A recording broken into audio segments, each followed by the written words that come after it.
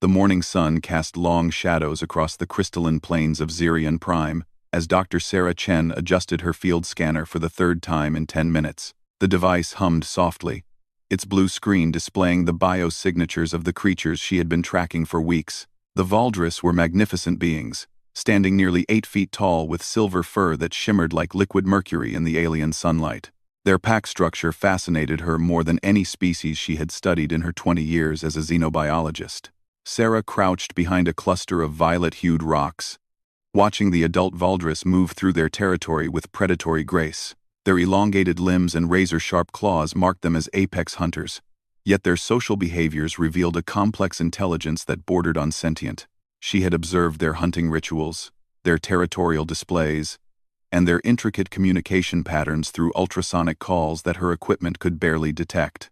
What captured her attention most were the cubs. 3 of them played near the center of the pack's territory, their smaller frames covered in downy silver fur that would eventually harden into the armor-like pelts of their parents. They tumbled over each other with innocent playfulness, unaware that they were being studied by an alien visitor from a distant world.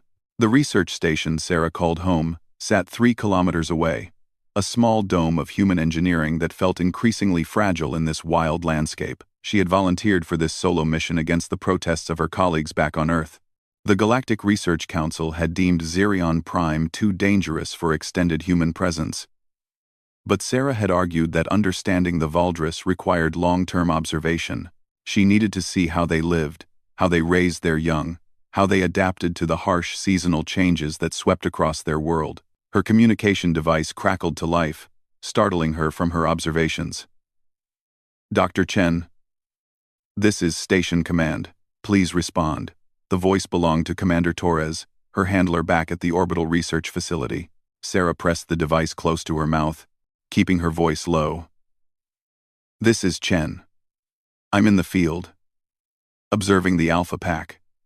What's your status?" We've detected unusual energy signatures in your sector. Long-range sensors are picking up movement patterns that don't match native wildlife. You need to return to base immediately." "Ah." The urgency in Torres's voice made Sarah's stomach tighten. She had been on Xerion Prime for 6 months, and the commander had never sounded this concerned. "Define unusual. Are we talking about equipment malfunction or something else?" "Something else. The signatures suggest multiple large vessels entering the upper atmosphere. They're not broadcasting any identification codes, and they're not responding to our hails. Get back to your research station now, Doctor. That's an order." Sarah's mind raced as she processed this information. Xerion Prime was supposed to be uninhabited, except for the native wildlife. The planet had been declared a protected research zone precisely because it had no intelligent alien civilizations that might complicate human studies. If unknown vessels were arriving, it meant either their initial surveys had been wrong, or someone else had discovered this world. She began packing her equipment with practiced efficiency, but her eyes kept drifting back to the Valdris cubs. They had stopped playing and now stood alert, their small heads tilted as if listening to something she couldn't hear. The adult Valdris had also changed their behavior, moving with sudden tension that made Sarah's heart rate spike. The ultrasonic communication between the pack intensified, creating a barely perceptible vibration in the air. Sarah's equipment registered the increased frequency, but she didn't need her scanner to tell her that something had frightened these powerful predators. Their ears were flattened against their skulls, and their silver fur had darkened to a deep gray that she had never seen before. A shadow passed overhead, blocking out the sun for several seconds. Sarah looked up to see a massive vessel descending through the atmosphere, its hull gleaming with an oil-slick iridescence that hurt her eyes to look at directly. The ship was easily 3 times larger than the research station, with an angular design that spoke of aggressive intentions rather than scientific exploration. More shadows followed the first, and Sarah counted at least 7 vessels before losing track. They moved with coordinated precision, forming a perimeter around the Valdris territory that could only be intentional. Her communication device crackled again, but this time the signal was distorted by interference. "Chen, can you? Static. Immediate evac. Signal. Compromised." The transmission cut to dead silence, leaving Sarah alone with the growing realization that she was witnessing something far beyond a simple first contact scenario. The newcomers, whoever they were, had jammed human communications and were positioning themselves around the native wildlife with military efficiency.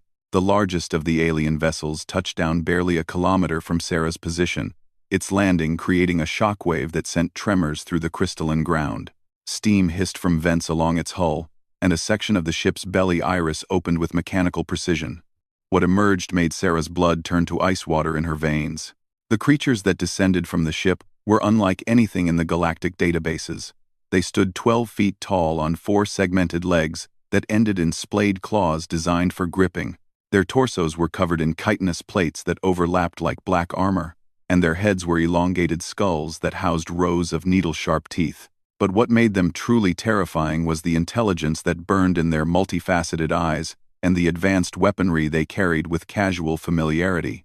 Sarah had encountered many alien species in her career, but these beings radiated a predatory hunger that went beyond mere survival instinct. They moved like experienced hunters, spreading out in formation patterns that spoke of countless successful hunts across multiple worlds. The Valdris pack had gathered around their cubs, forming a protective circle that bristled with defensive aggression. The adults stood nearly motionless, but Sarah could see the tension in their muscled frames. They knew danger when they saw it, and these newcomers represented a threat unlike anything in their evolutionary experience. One of the alien hunters raised a weapon that resembled a crystalline harpoon gun, its surface crackling with contained energy. The device locked onto the largest Valdris cub, and Sarah realized with growing horror that she was about to witness the systematic slaughter of the creatures she had spent months learning to understand. Her scientific training warred with her human instincts as she watched the alien predator take careful aim. Every rational part of her mind screamed that she should run, that she should try to reach her research station and attempt to contact the orbital facility. She was one human against what appeared to be a full hunting expedition of apex predators from another world. But as Sarah watched the Valdris cubs huddle closer to their parents, she felt something deeper than scientific objectivity take hold. These weren't just research subjects anymore. She had watched them play, seen their family bonds, observed their capacity for joy and wonder.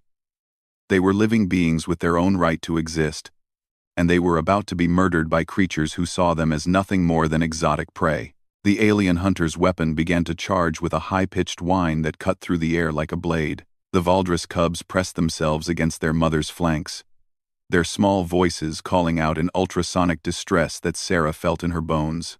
Sarah Chen made a decision that went against every protocol in the xenobiologist handbook.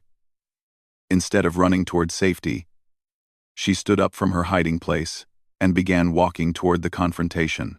Her hands were empty except for her data tablet, and she had no weapons beyond her human determination to protect creatures that couldn't protect themselves. The alien hunters noticed her immediately, their multifaceted eyes tracking her approach with obvious surprise. One of them pointed a secondary weapon in her direction, but didn't fire. Perhaps they were curious about this small bipedal creature that dared to interfere in their hunt. Sarah's heart hammered against her ribs as she walked steadily forward, her eyes locked on the cubs that had captured her scientific fascination and her human compassion. She had no plan beyond placing herself between the hunters and their intended prey. It was the kind of desperate, illogical action that her rational mind would normally reject, but sometimes rationality wasn't enough. The distance between her and the hunting party seemed to stretch forever, each step taking her further from safety and closer to creatures that could tear her apart without effort. But Sarah kept walking, driven by something deeper than self-preservation, something that made her uniquely human in a galaxy full of predators and prey. The alien hunter with the crystalline weapon paused mid-aim, its multifaceted eyes studying Sarah with predatory curiosity. She could feel the weight of its attention like a physical pressure against her skull, but she forced herself to keep walking. The Valdris cubs had gone silent, their ultrasonic calls replaced by a tense stillness that made the air itself seem to hold its breath. Sarah stopped when she reached the invisible boundary between the hunting party and the Valdris pack. The alien creatures towered over her, their chitinous armor gleaming with an oily iridescence that shifted colors in the alien sunlight. Up close, She could see the intricate patterns etched into their weapons and the bioluminescent marks that pulsed along their necks in what might have been communication signals. The largest of the hunters, easily 14 feet tall and armed with multiple weapons, stepped forward. When it spoke, its voice emerged as a series of clicking sounds that her translation implant struggled to process. After several seconds, the device managed to produce a rough approximation in human language. "Small meat thing interrupts the sacred hunt.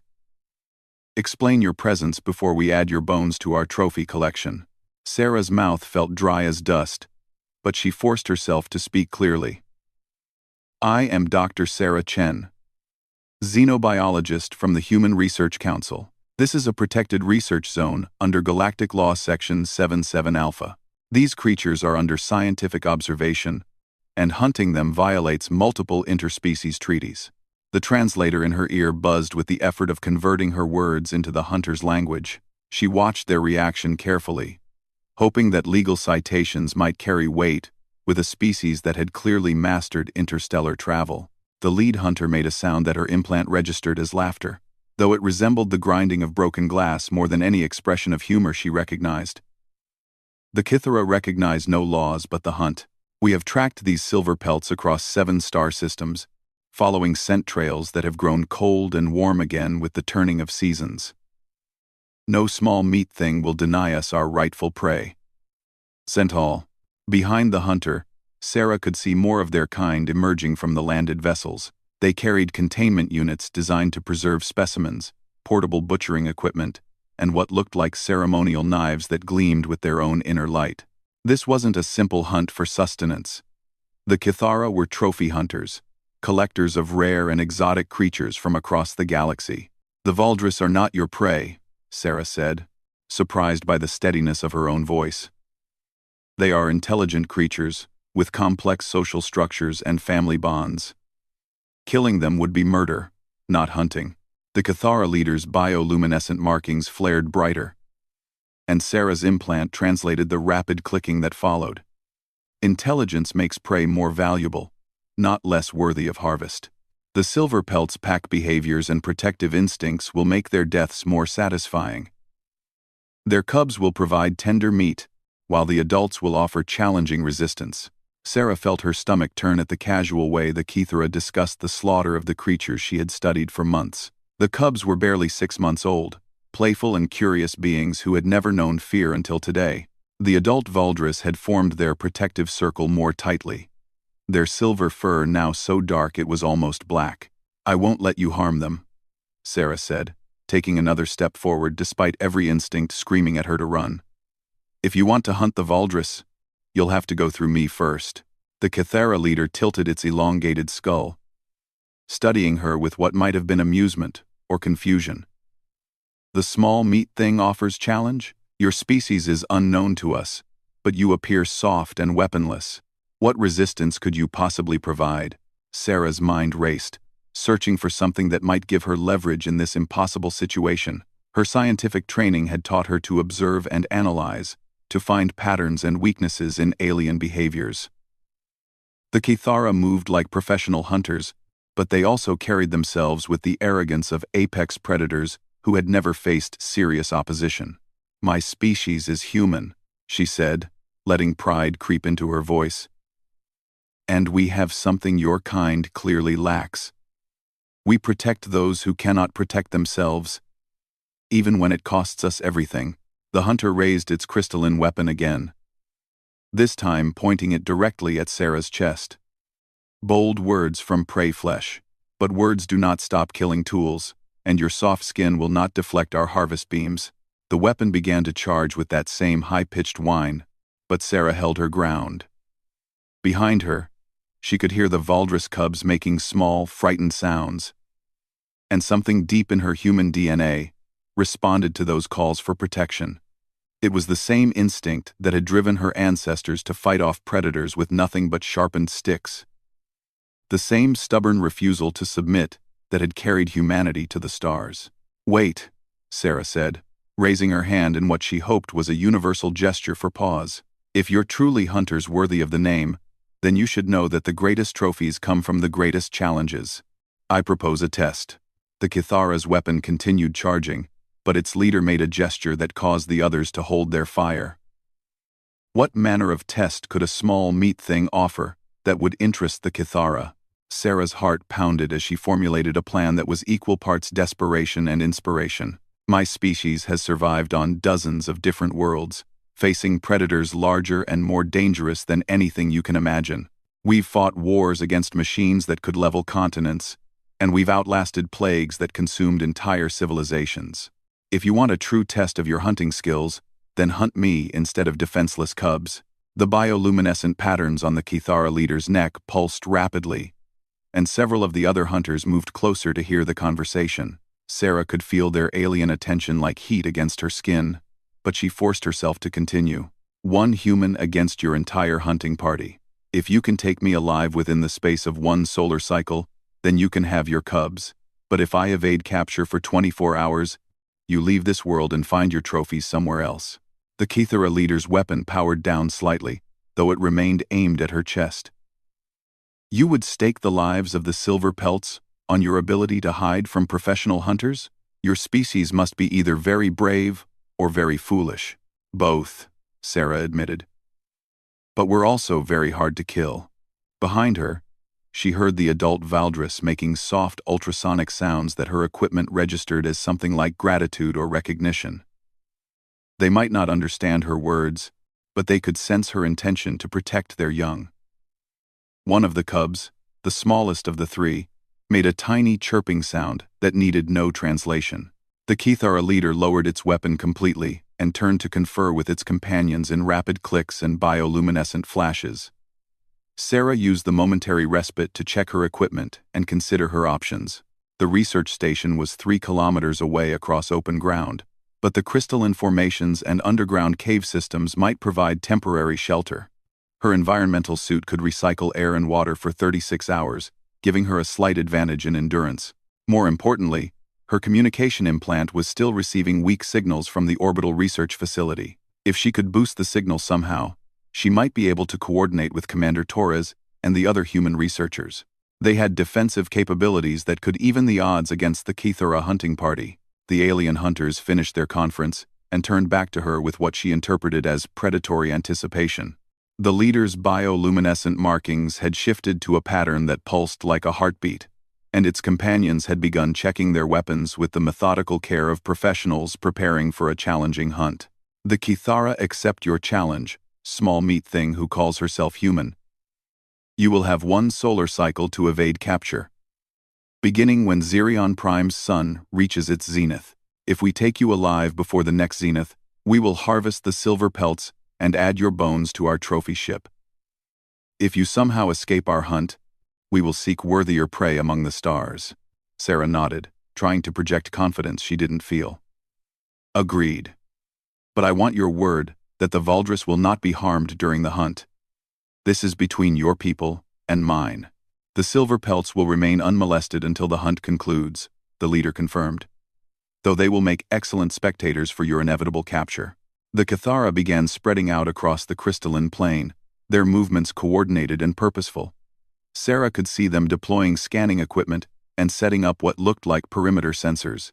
They were treating this as a serious hunt rather than a game, which meant her only advantages would be her knowledge of the local terrain and her species' legendary stubbornness.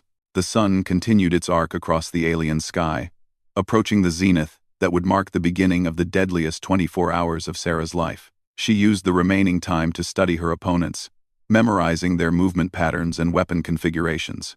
The Kithara were clearly apex predators, but they were also used to hunting creatures that relied on strength and speed rather than intelligence and adaptability. Sarah Chen was about to teach them why humanity had earned its reputation as the galaxy's most dangerous prey. The sun reached its zenith with the precision of an alien clock, casting sharp shadows across the crystalline landscape. Sarah felt the moment arrive, like a physical weight settling on her shoulders. The Kithara leader raised one of its forearms in what she assumed was a ceremonial gesture, and its bioluminescent markings flashed in a pattern that resembled countdown signals. The hunt begins, small human. May your death provide worthy sport. Sarah didn't waste time with a response. The moment the alien's arm dropped, She spun and sprinted toward the nearest cluster of crystal formations, her legs pumping with adrenaline-fueled desperation. Behind her, she heard the distinctive whine of energy weapons powering up and the thunder of heavy feet pursuing her across the plain. The first energy blast scorched the ground beside her boot, sending up a spray of superheated crystal shards that stung her exposed face. The Kithara were firing to wound and capture, not to kill outright, but their weapons could still disable her if they found their mark. Sarah zigzagged between the towering crystal spires, using their natural formations as cover, while she tried to put distance between herself and the hunting party. Her communication implant crackled with static as she ran, but she managed to catch fragments of transmission from the orbital station. Chen. Reading you. Weak signal. Coordinates locked. Help coming. The signal cut out as another energy blast shattered a crystal formation barely an arm's length from her head. Sarah dove behind a ridge of purple-tinted stone and activated her field scanner, using it to map the underground cave system she had discovered during her research. The Valdris used these tunnels during seasonal storms, and they might provide the perfect hiding place for a desperate human. She could hear the Kithara spreading out, their movements coordinated by ultrasonic signals that made her teeth ache.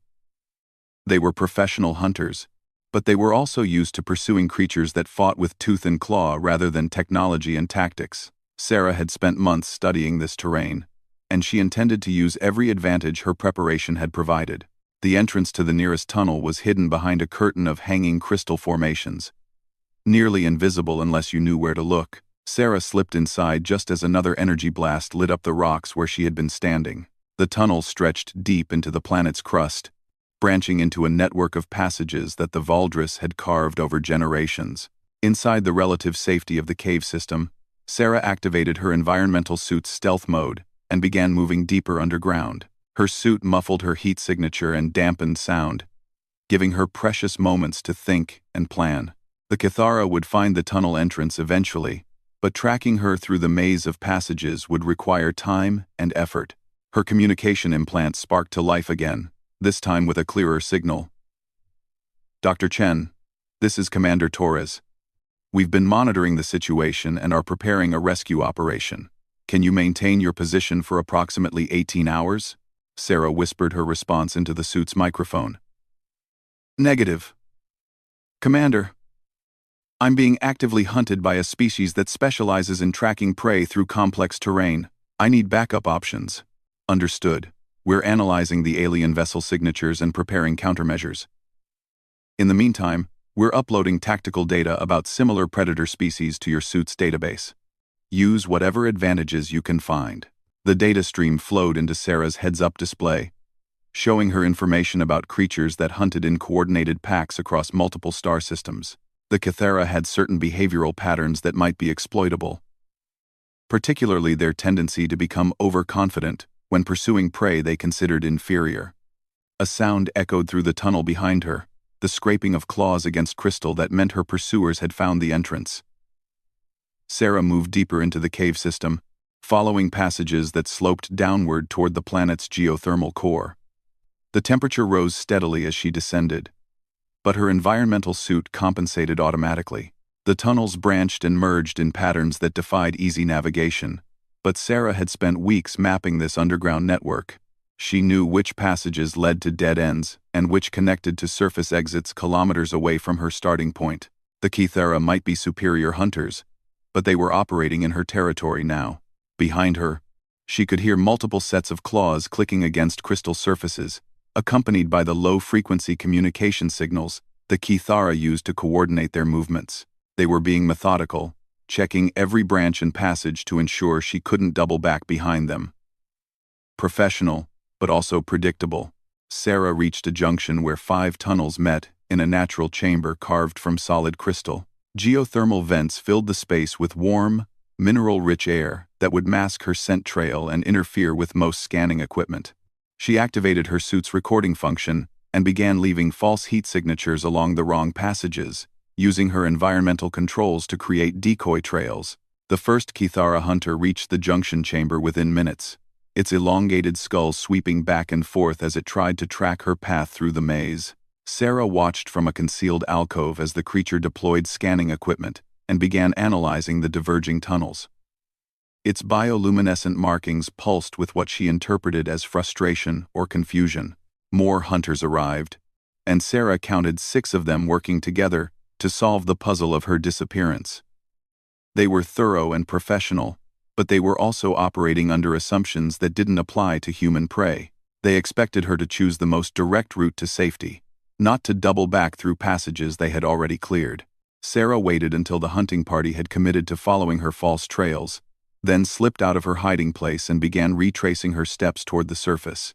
Her environmental suit mapped her progress automatically, ensuring she wouldn't become lost in the complex tunnel network. The plan was simple: reach the surface at a different location, then use her knowledge of Valdris territory to stay ahead of the hunting party until help arrived. The return journey to the surface took nearly 2 hours, during which Sarah had to pause frequently to avoid detection by Kithra hunters, who were systematically searching every tunnel. Their ultrasonic communication signals echoed through the crystal formations like an alien symphony, allowing her to track their positions and movements through the underground maze. When Sarah finally emerged from a hidden exit near the Valdris nesting ground, she was surprised to find the alien creatures waiting for her. The adult Valdris had positioned themselves around the tunnel entrance, their silver fur gleaming in the afternoon sunlight. The cubs were safely hidden behind their parents, but Sarah could see their bright eyes watching her with unmistakable intelligence.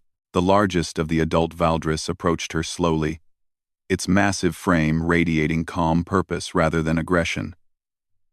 When it reached her, the creature lowered its magnificent head and made a soft ultrasonic sound that Sarah's equipment translated as something between gratitude and alliance. The Valdris had understood her sacrifice and chosen to help.